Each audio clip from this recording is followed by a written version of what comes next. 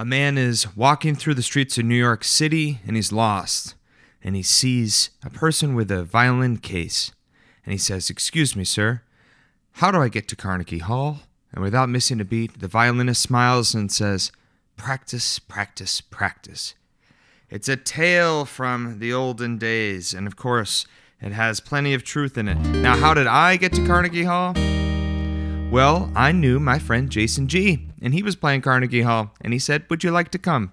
And I was honored to say yes. So I got to go to Carnegie Hall, and I got to see everything backstage. I got to help out, and I was going to help load in equipment, but Carnegie Hall is a union theater, and that means you can't carry anything as soon as you get into the building.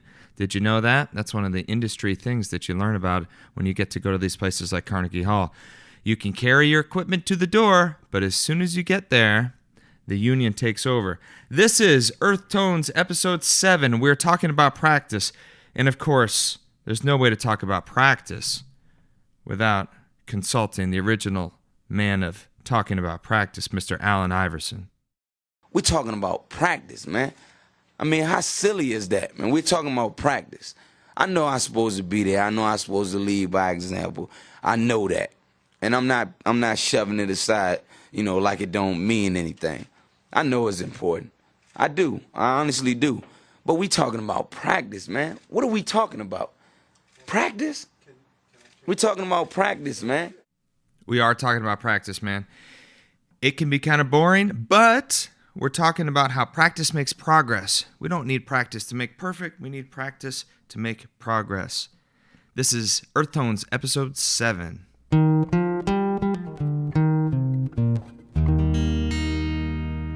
Incidentally, when it comes to that intro music, I play that every time, and I had written it originally in drop D, and then every time I had to do a musical example later in the episode, I would fumble through the fact that my guitar was tuned to drop D. So this time, I figured out how to play it in standard tuning. Technically, I'm down a half step, so it'll either be E flat or E in the future. For those who have perfect pitch, that is what is going on. So today we are talking about practice, as Mr. Allen Iverson described. But first, a sound from our beautiful Earth.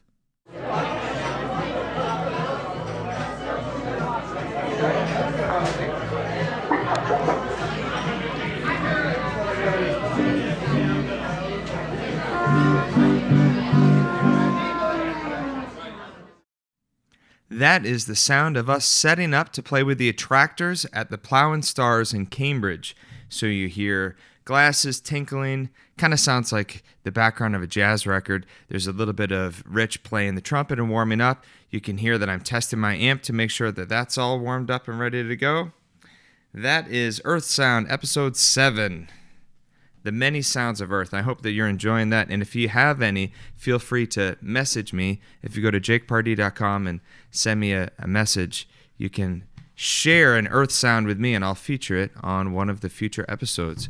Just start listening a little carefully, and if anything sounds cool, voice memo it and send it to me. Today, for a bit of old news, I bought this book that is going to be something I think I'm going to use for old news frequently. I heard somebody say, I read it on a Facebook comment. They were talking about, as people do on Facebook, the specifics of some equipment that Jimi Hendrix used. And I saw this book reference. Someone said, in Jimi Hendrix Electric Gypsy, every piece of equipment is painstakingly documented. For instance, if I turn to a random page, slide. Jimi never used the conventional metal bottleneck for slide playing. Sometimes he would use one of his rings, or for more dramatic slide effects, he would use the edge of a speaker cabinet or the microphone stand. Some examples of Jimi playing slide include Room Full of Mirrors and All Along the Watchtower. On this photograph, taken backstage at Hunter College, New York City, the 2nd of March 1968, Jimi is performing the old trick of using a beer can for a slide effect. So this is a treasure trove of old news. So there you go, Jimi Hendrix using a beer can to play slide, March 2nd, 1968. Really what I wanted to highlight is the fact that this, talk about some old news, this is an archive of treasure here. So I've read several of the Jimi Hendrix biographies, but I hadn't gotten this one.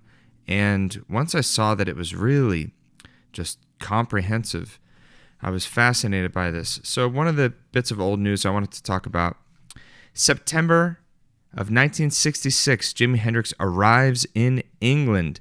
And to see all the dates documented, September 24th, he arrives at London Airport in the early morning hours. And he goes to his first public jam the very same day. It's only, if you try, you can see what he does every single day.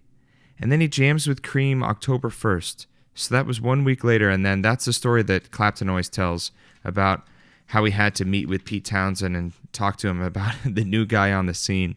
So September 1966, Jimmy arrives in London, and the world is never the same.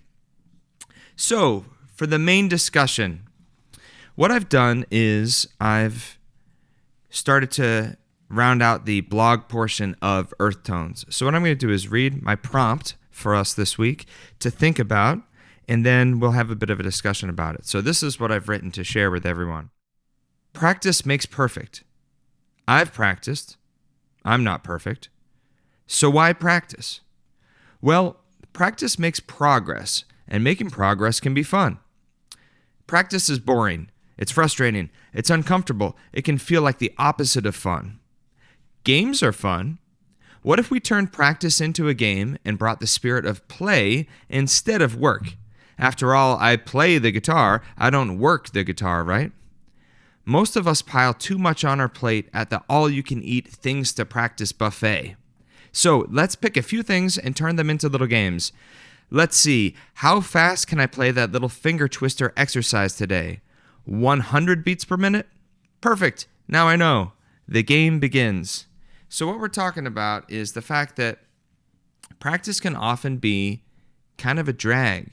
And even if it's not, even if you start to really like to practice, the idea of having all of those things at the all-you-can-eat practice buffet can be overwhelming. And we can start to get frustrated thinking, there's just an endless amount of things to work on. If you're like me and you're interested in many different styles of music, the matter becomes compounded even worse because you think, man, I got to spend a whole lifetime of learning how to be the blues guy, a whole lifetime learning how to be the jazz guy. Maybe I'll be a heavy metal guy too. That sounds fun. It becomes overwhelming.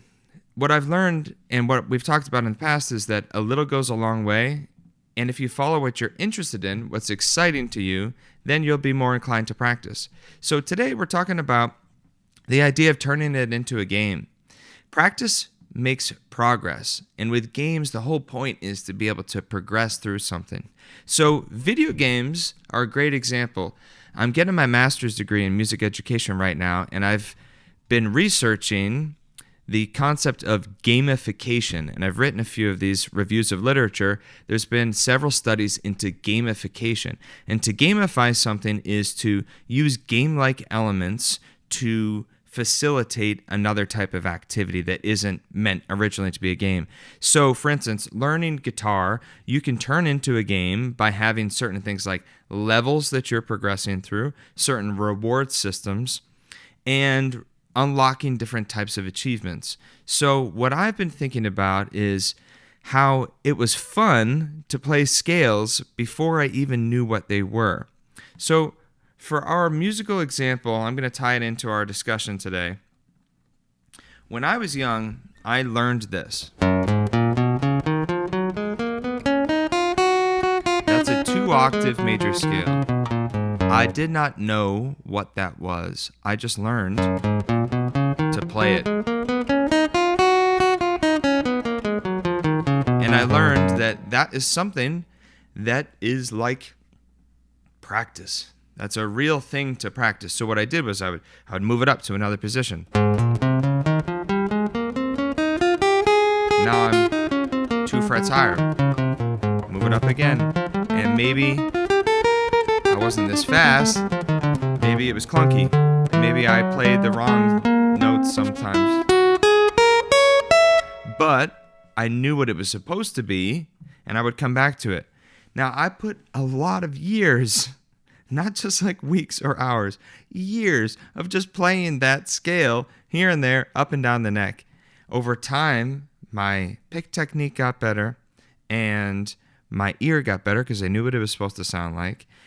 And I learned what I was doing. I was playing a major scale. Not only was I playing major scale, I was playing 2 octaves worth of it. So then when I went to play it in thirds, or I learned the solfege, I learned from what I already had. So what we're talking about today is you can enjoy making progress without having to have some specific concrete idea of perfection. If I had thought I'm going to perfect my knowledge of all of the scales and modes and everything, it would have been this just mountain to traverse. And that's not what it was for me, fortunately. It was just something that I knew I could play. It kind of sounded official. It sounded like official music that I was supposed to be able to do something like that. It kind of sounded like classical music. It kind of sounded like what my brother Skip was doing on the trumpet. It sounded like being kind of like a fancy pants guitar player, because the other time I would have been spending playing,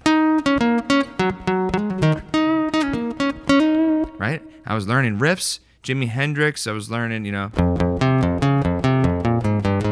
maybe Crazy Train, something like that. But I had this thing, and that made me feel like a fancy pants.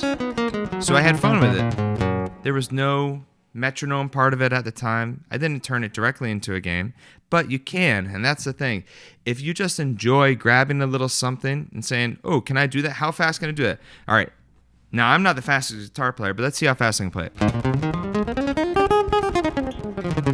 Right? That's probably as fast as I can play it. It was almost clean. It wasn't perfectly clean, but that's probably as fast as I can play it. That's a game. How fast can you play something? So, for instance, there are simple things even easier than learning that 2-octave major scale. Say you just play 4 notes in a row.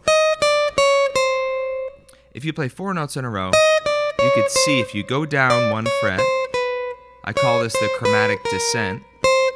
See how fast you can do that. Just make a game out of it. The key is to not have too many games so that you can actually see how you're doing with each of them.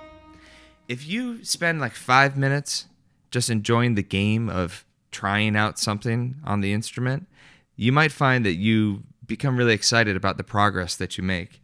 So that's my tip for this week, is think about making a little progress instead of trying to do a little practice, because you can check in with how you're developing, and that becomes a lot more fun. And there's a lot of parallels to going to the gym and all that, but I'm sure you're well aware that we're more interested in showing up every day than we are in trying to get to something official.